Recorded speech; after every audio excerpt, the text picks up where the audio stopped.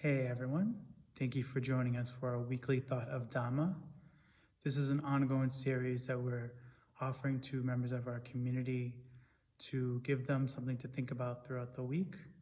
We're making our way through the Dhammapada, which is a small collection of verses attributed to the Buddha. There's 423 of them, and they're filled with wonderful insights and practical advice that we can add to our day, to our week, and give us lots of food for thought. So we are making our way through it, and we're in the fourth chapter, which is called the pupphamiva, or the chapter on flowers. So we left off with verses 44 and 45. So let's get into them. Who shall overcome this earth, this realm of Yama, and this sphere of men and gods? Who shall bring to perfection the well-taught path of wisdom, as an expert garland-maker wooled his floral design? A striver on the path shall overcome this earth, this realm of Yama, and this sphere of men and gods. The striver on the path shall bring to perfection the well-taught path of wisdom, as an expert garland maker wooled his floral design. So we have these two verses right here, and it talks about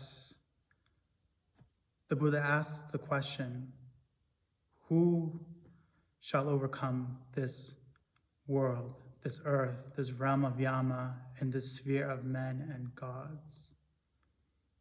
And this is something that comes up often in the teachings of the Buddha. Who has the gumption? Who has the grit? Who has the wisdom and understanding to free ourselves from this world?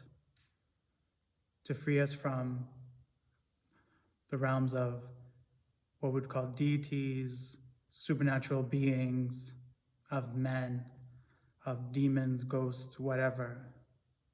All these beings, no matter where they are in this world, no matter what form they take, no matter what powers they have, no matter how long they live for, they're all still stuck. Human beings and otherwise. They're all stuck in this samsaric cycle. And as long as you're in the samsaric cycle, you are bombarded with old age, sickness, and death, whichever form that takes. For beings like deities or yamas or nagas or whatever, they have power, they live for long lives, but they'll eventually come to old age, sickness, and death, and re-becoming, because they're not liberated from the cycle. Their bodies will give out, their powers will decrease, and they'll be reborn wherever they will be reborn, as a human being, as another form of deity or supernatural being, or a demon, whatever. So in this first verse, the Buddha is asking the question of who shall overcome this earth? Who will overcome this cycle? Who has the abilities to perfect themselves, to liberate themselves from this path? And in the second verse, he answers that question. It's the striver on the path shall overcome this earth. Shall say that, no, we don't want to continue on this path. We don't want to continue to go through this cycle.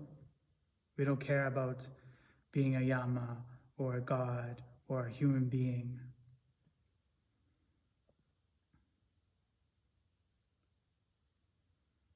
They're willing to put all those concerns, all those things that these beings continually do. They want to form a new path, start a new cycle, one based on wisdom and understanding and perfection. They want to choose their flowers wisely. They're not just going to take whatever the world gives to them. They want to go against, as the old saying goes, go against the stream. They don't want to do the same things over and over again, because that's what the normal person does, the worldling does. They just continue to do the same things over and over again, expecting different results.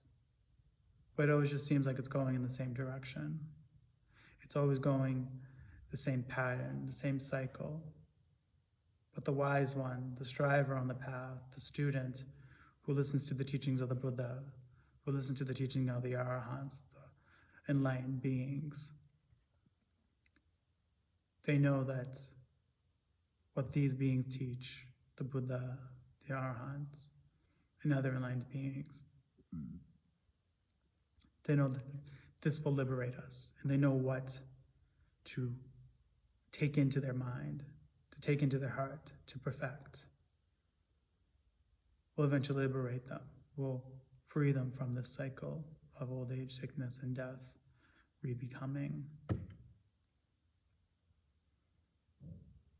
So they know what to abandon and what to perfect, what to abandon, what to incorporate into their lives, what kinds of thinking, what kind of speech, what kind of physical actions hinder us and what help liberate us. So this is something that we can continually to think and ponder on through our week and see what we can abandon, see what we can get rid of, what kinds of modes of thinking, what kinds of modes of speech, what kinds of modes of physical actions we can do away with that might hinder us, that might perpetuate the cycle, and which ones can we incorporate? What kinds of thoughts, what kinds of words, and what kinds of deeds help liberate us? So let's take this week and think about this and put it into practice so that we will be able to attain the sweet bliss, which is Nibbana. So I wish you all the best, and may you have a lovely week, and may we all attain the sweet bliss, which is Nibbana. Thank you.